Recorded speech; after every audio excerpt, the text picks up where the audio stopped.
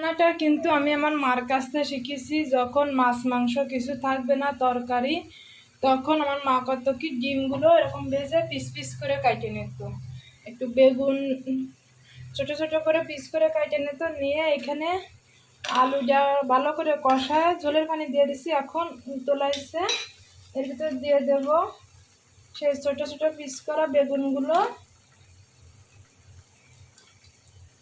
এটা আমার মা রান্না করতো যখন দেখতো যে কিছু নাই ঘরে, তাড়াতাড়ি এইটা রান্না করতো। আর এই রান্নাটা খুব তাড়াতাড়ি হয় আর খুব সহজ।